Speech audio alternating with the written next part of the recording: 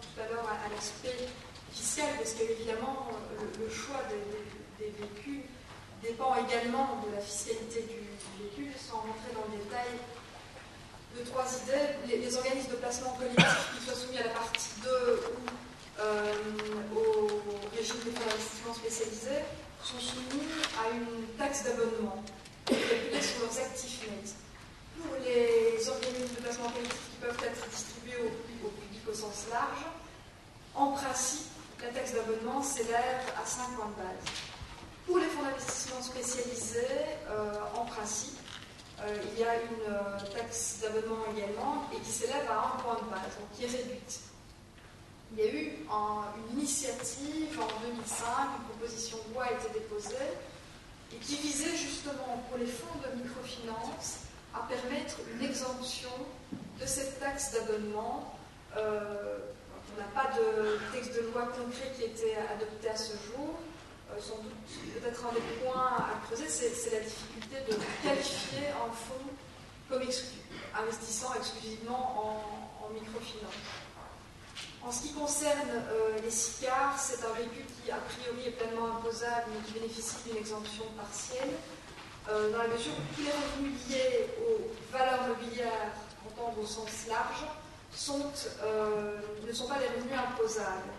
Si on structure correctement sa politique, la SICAR donc est dans un régime de fiscalité neutre.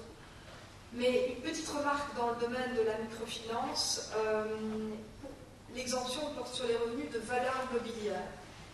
L'administration fiscale le définit de manière assez large, mais quand on a une SICAR qui investit qui accorde des crédits, on va même se poser un petit peu la question de la manière dont on va structurer les crédits, même si on voit de plus en plus une souplesse, par exemple, il est bienvenu de prévoir une clause qui permet la cession des prêts accordés et qui prévoit une espèce de contrat pour pouvoir dire qu'on a une valeur mobilière, même si concrètement on n'a pas de marché secondaire qui existe en pratique, de pouvoir dire qu'on a un titre.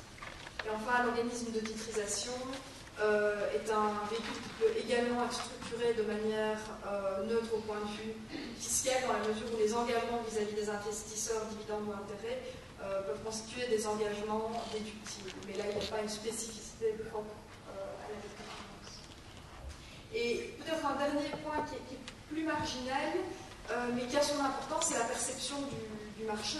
Parce que vous pouvez faire cette analyse, ce processus d'élimination que Anne vient de décrire, et puis faire un choix tout à fait rationnel où vous allez aboutir, par exemple, à l'idée qu'il vous faut un organisme de titrisation. On l'a vu en pratique, dans certains cas, alors qu'une option était possible entre organismes de titrisation et véhicules d'investissement type EPC, certains promoteurs se sont dirigés vers la SICAR luxembourgeoise, qui est bien connue, qui a un label, et qui se vend peut-être plus facilement selon le type d'investisseur visé. Il y a toute une série de questions juridiques sur la mise en place de véhicules. Je souhaiterais passer la parole à Timothée Denis pour qu'il aborde l'aspect opérationnel et particularités opérationnelles des fonds.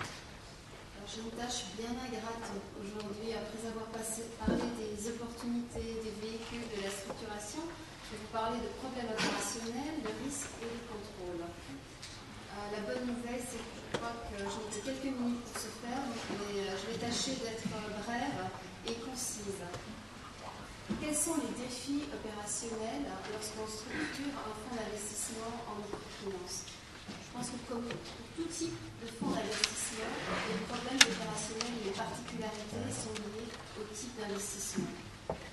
Aujourd'hui, il est encore très difficile de trouver des titres cotés qui permettent d'investir en microfinance. Il y a bien quelques obligations, quelques CDO, mais ça reste encore très marginal. La plupart des investissements d'un fonds investissant en microfinance seront généralement des prêts directement à des institutions de microfinance, voire des prises de participation dans des institutions de microfinance, l'octroi de garantie, ou alors des investissements indirects au travers de véhicules de participation, d'autres fonds d'investissement. Si on parle de prêts, prise de participation, garantie, on est vraiment dans le domaine du private equity, du plus est private equity, pays émergents. Donc en fait, les problématiques opérationnelles, les défis sont semblables à ceux qu'on pourrait rencontrer dans la mise en place d'un fonds private equity. En termes de gestion, notamment, il est indispensable de bien connaître le marché, de bien connaître le contexte, de bien connaître les NFI, d'avoir les ressources, l'expertise pour pouvoir conduire les due diligence, prendre la bonne décision d'investissement et suivre par la suite les investissements. Il faut également avoir en place un processus de suivi des risques au niveau de l'institution de microfinance elle-même, que ce soit le risque de crédit, mais aussi suivi des risques de taux, suivi des risques de devises, risque pays, voire même si on regarde, je dirais plus, au niveau du fonds lui-même, suivi du risque de la liquidité. Comment va-t-on s'assurer que le portefeuille soit suffisamment liquide alors que les actifs sont constitués de participation ou de prêts pour faire face aux demandes éventuelles de remboursement des investisseurs si le véhicule le permet. Au niveau de la banque des dépositaires, je vais être très bref, mais la problématique ici est très différente d'un fonds d'investissement classique, puisqu'il ne s'agit pas de titres cotés, on n'est pas dans un processus de règlement, livraison et dépôt auprès d'une banque sous dépositaire, mais plus comme dans un fonds private equity, de suivi juridique, de contrats et problématiques de pays émergents. Pour l'administration centrale, accessoirement pour le réviseur d'entreprise, le principal défi sera l'évaluation des investissements, et ce, à chaque calcul de la valeur nette d'inventaire ou à chaque reporting aux investisseurs. L'évaluation va se faire sur base de règles qui dépendent du référentiel qui a été retenu par le fonds. Ça peut être la règle ICA ou plus spécifiquement les règles qui sont prévues par le prospectus du fonds. Et pour appliquer correctement ce processus d'évaluation, il est critique d'avoir accès à une information. L'information peut venir de la part du gestionnaire ou peut venir de la part du département suivi des risques. Comment performent les investissements, quels sont les problèmes rencontrés par les institutions de microfinance, qu'en est-il du risque de crédit, qu'en est-il du rating de ces institutions de microfinance, quel est le contexte économique, risque de taux, devises, pays, politique, etc. En termes d'évaluation, le best practice, c'est la mise en place d'un comité d'évaluation qui regroupe en fait toute l'expertise au sein des différentes parties, des différents prestataires de services et discute à chaque fois qu'il est nécessaire l'évaluation des investissements et challenge le processus d'investissement. En résumé, il est indispensable d'avoir l'expertise ou de s'entourer l'expertise en termes de gestion des investissements, de due diligence et de suivi des investissements.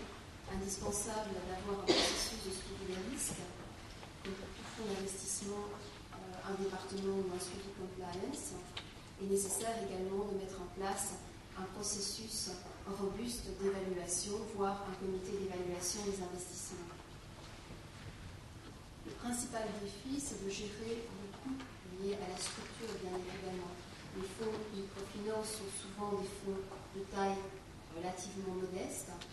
La performance ou la rémunération est correcte, mais liée en fait au fait que le fonds perçoit.